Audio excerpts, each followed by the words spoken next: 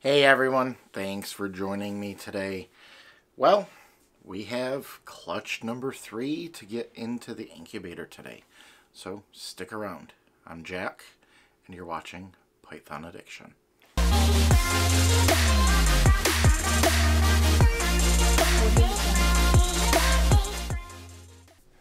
Hey everyone, thanks for joining today. So today, I have my girl Amber, who has decided to give me some eggs.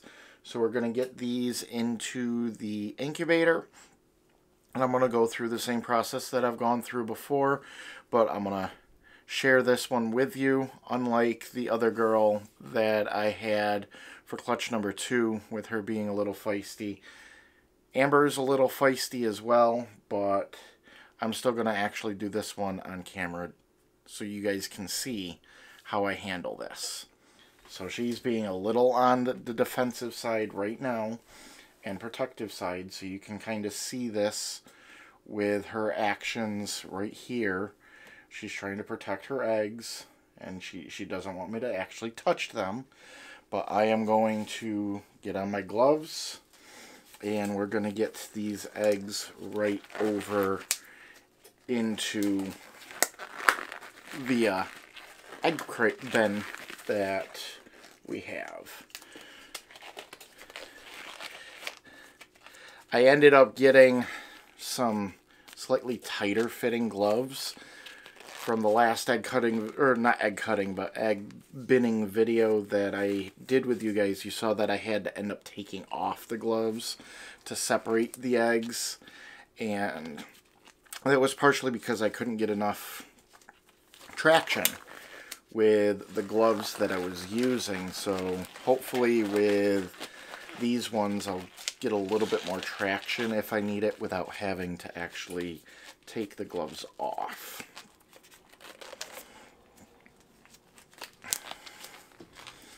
So we're going to, she's looking basically right at me, trying to figure out what I'm doing. I'm just getting gloves on right now, girl. You're fine. Daddy will take care of your eggs without a problem, so don't worry. Okay. She is being a little on the protective side, which is perfectly fine. And we are going to kind of tap her and get her right off the eggs. Very nice clutch. So we'll get this literally pulled right off to the side. We do have one that is a dud, so that'll get thrown away. And again, she will get washed off camera a little bit later, but let's check her to make sure that she has everything out of her. And you can kind of see, I'll show it on camera here because it'll be a little bit easier to see, that hollowed out look that she has. That tells me that she does not have any eggs left in her, so she is good on that side of things. Yeah, you're okay, Mama. Yep, Daddy's gonna put your eggs in the incubator. But like I said, we'll get her washed off a little bit later afterwards, just to get that egg sent off. I'll change the bedding out in here so she can get back on to food. But for now, she'll go right back where she normally is in the rack, and we will actually take and get these set up.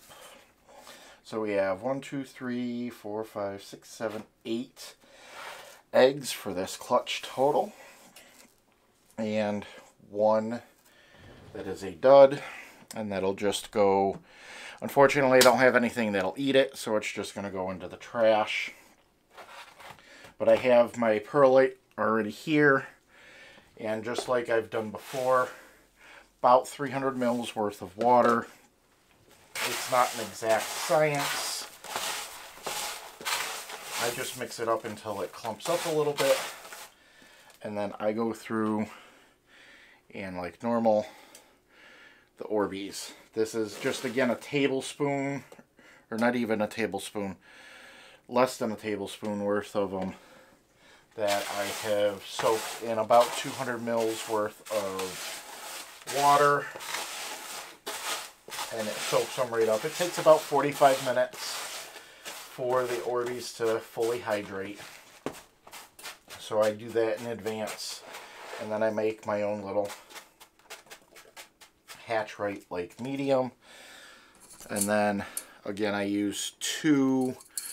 I get I go to Home Depot and find the light diffusers over in the lighting aisle, and I find the ones that are broken. And I talk to one of the store reps there and ask if I can get them at a discount since they're broken.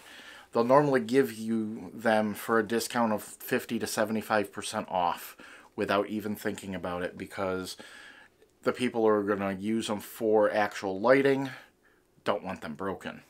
So it's a good way to get them at a discount, and you just use little snippers to snip them, and they work perfect for creating your egg boxes. So she laid these between yesterday night and this morning.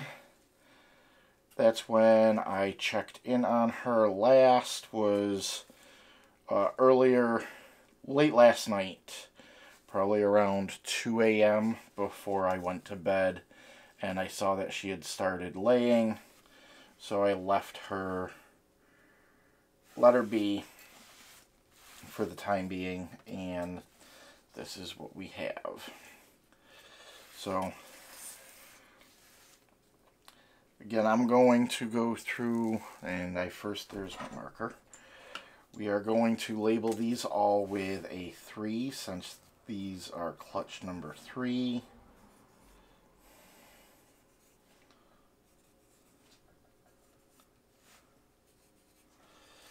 And this last one over here. So all 8 are labeled as 3s. And some of these are going to be stuck together a little bit more.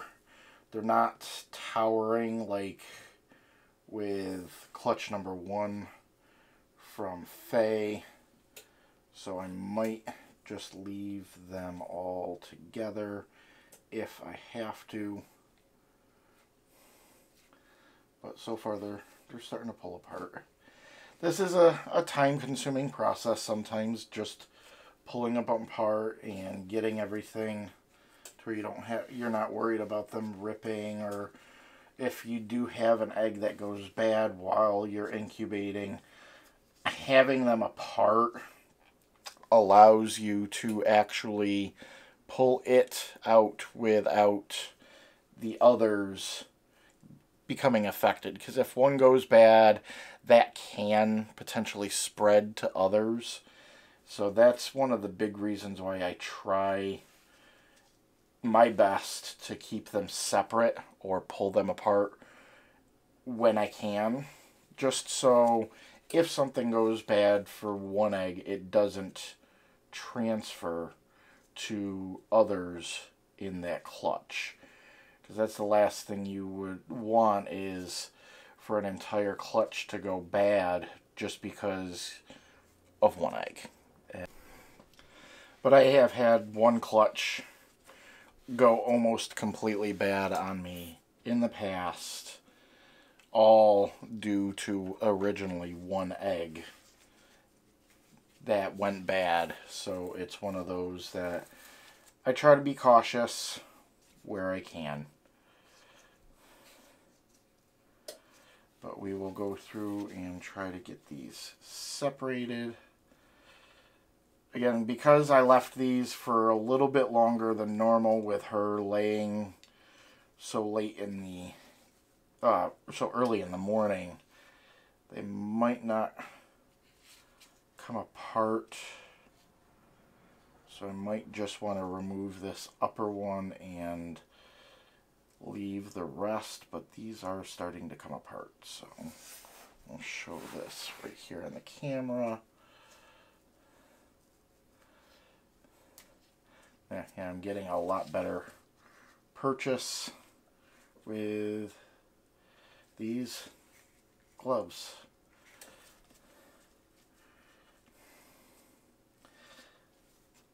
This again is just a very time-consuming and patient process to make sure that you don't tear the eggs as you're breaking them apart.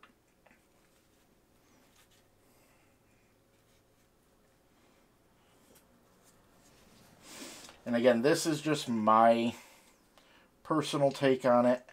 Everyone that breeds, people do it different ways, and there's no one right way and versus my way versus other people's ways. So it's going to be, if you're into breeding or you're going to be breeding, do what's most comfortable to you. If your incubator allows it and you have the deeper egg bins, you can always lay the clutches right in on top of this and leave them connected if you have the space. So it's really one of those things that's breeder's preference, I guess you would call it, in whether or not you want to separate eggs. But we are going to speed up this video from here as I go through and separate all these, and then we'll come back when that part is all done.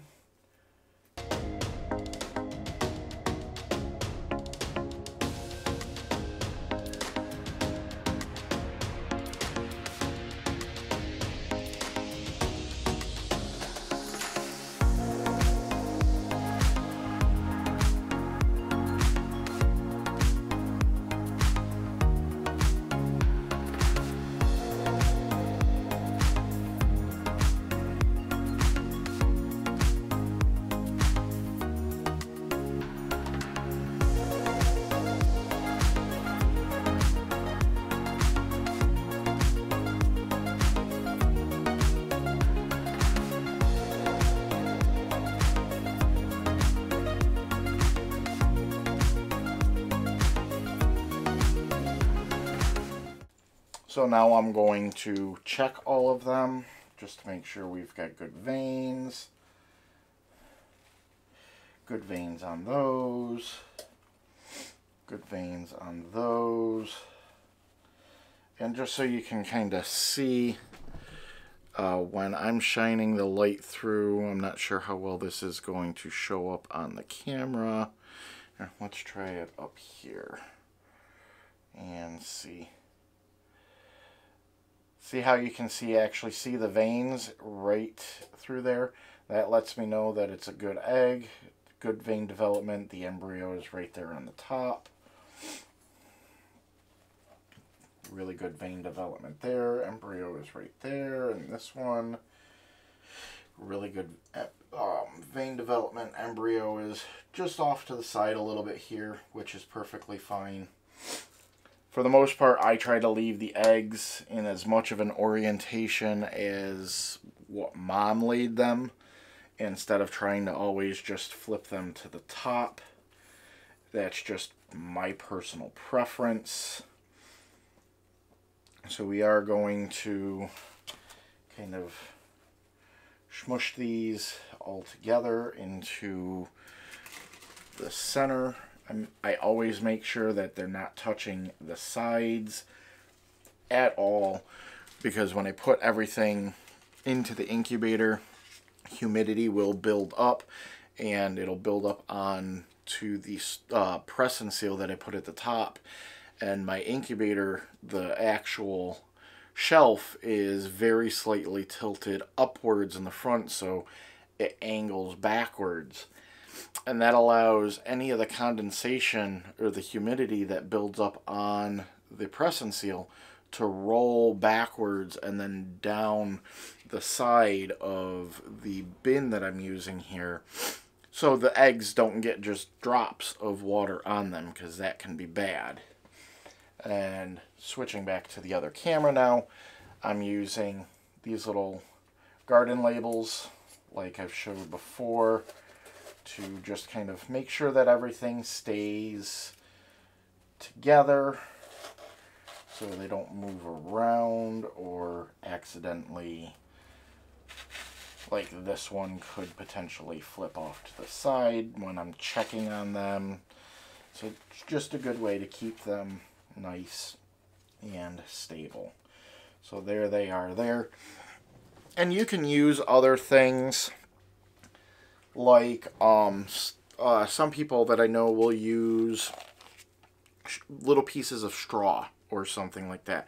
Things you want to avoid is anything wooden, because that will pick up mold very quickly, regardless of how sanitized you do this, because any of the wooden stuff is going to absorb that moisture and it's going to start molding out. So you want to avoid anything wooden, and you want to just use something plastic. Straw, something like this. I get these things on Amazon for like $5 for like 200 of them. So they last a long time, and most of the time I can actually take them at the end of each season and wash most of them off, because normally they're still good because they are just a plastic, and I can put them right back in the bag after they've been sterilized and cleaned and reuse them again multiple different times. And I don't have to go through cutting a whole bunch of straws or anything like that to do it. So I find it a lot easier to do. I use the press and seal, as I've shown in the past, to close everything off. And I will put this into the incubator. So now the only other thing that I'm going to go through and do is, just like last time, I'll go into Husbandry.pro and indicate that there was a reproduction for Amber, like I showed the other week when I did that little show for clutch number 2. I'll add that I had 8 eggs with 1 dud, and print out my labels and put them onto the bin after it's already in the incubator. I'll just open it up and put them on there. But there you go. We have clutch number 3 for the year, and this is the first of the banana clutches that I had planned for this season. So I'm keeping my fingers crossed on lots of banana, because a lot of you all ask for bananas. It's one of the popular ones that people like that I produce. So I'm going to keep producing what you guys are wanting, and that's kind of how I roll there. Is I like the banana morph, and anybody else who wants it, they're all welcome to get my babies. So if you like this video, hit that like button. That lets me know that you like this type of stuff. And as always, if you have any comments, suggestions, anything like that, always feel free to leave your comments in the comment section below, as I do interact and try to reply to every comment. And I enjoy that communication factor with all of you being my viewers and supporters. It means a lot.